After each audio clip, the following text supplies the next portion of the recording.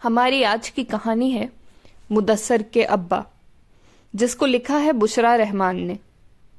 یہ کہانی میں نے لی ہے مہکتا آنچل نام کی میگزین کے مارچ 2013 کے ایشو سے۔ مدثر کے ابا۔ رات بڑی مدت کے بعد مجھے مدثر کے ابا نظر آئے۔ جہاں آرا بیگم نے ناشتے کی میز پر گھر کے لوگوں کو مخاطب کیا تھا، حوریہ کا نوالا حلق میں اٹکنے لگا۔ مرحوم سسر جب بھی ساس محترمہ کے خواب میں آتے، ان لوگوں کے کام میں کوئی نہ کوئی رخنا ضرور ڈال کر جاتے۔ اس نے میز کے گرد بیٹھے لوگوں پر نگاہ ڈالی۔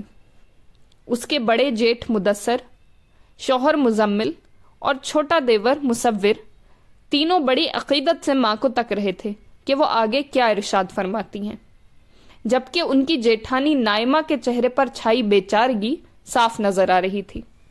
وہ بھی حوریہ والے خدشات کا شکار تھی۔ کیا کہہ رہے تھے ابا؟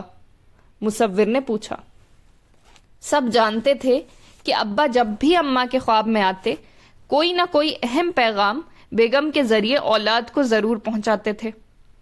تینوں بیٹے مرحوم باپ کی محبت میں سرشار، والدہ محترمہ کے خواب پر آنکھ بند کر کے اعتبار کرتے ہوئے اپنی بیویوں کا خون خوب ہی جلاتے تھے۔ حوریہ اور مزمل کی شادی کو 1.5 برس ہونے کو آ رہا تھا۔ شادی کے شروع کے دن اسے حسین خواب کی طرح لگتے تھے۔ مزمل بہت پیار اور خیال رکھنے والا شوہر ثابت ہوا۔ دونوں گھرانوں میں دور کی رشتہ داری تھی۔ کسی شادی میں جہاں آرا بیگم کی نگاہ حوریہ پر پڑی، انہوں نے اسی فنکشن میں اپنے منجھلے بیٹے مزمل کے لیے حوریہ کے والدین سے اس کا رشتہ مانگ لیا۔ حوریہ دیکھنے میں بہت اچھی لڑکی تھی۔ جہاں آرا بیگم کا بیٹا مزمل بھی مردانہ خوبصورتی کا شاہکار تھا، اس لیے خوبصورت مگر مڈل کلاس گھرانے کی سیدھی سادی لڑکی درکار تھی۔ حوریہ اسی لیے ان کا نگاہ انتخاب ٹھہری۔ اس کے ابا ریٹائرڈ سرکاری ملازم تھے۔ 5 بہن بھائیوں میں حوریہ کا نمبر 3 تھا۔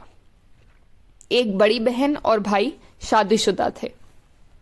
حوریہ کے والدین بھی آج کل حوریہ کا مناسب ور ڈھونڈنے کی کوشش میں تھے۔ جہاں آرا نے حوریہ کا ہاتھ مانگا تو مانو ان کی مراد برائی۔ سوچ وچار کی رسمیں مہلت لینے کے بعد انہوں نے ہاں کر دی۔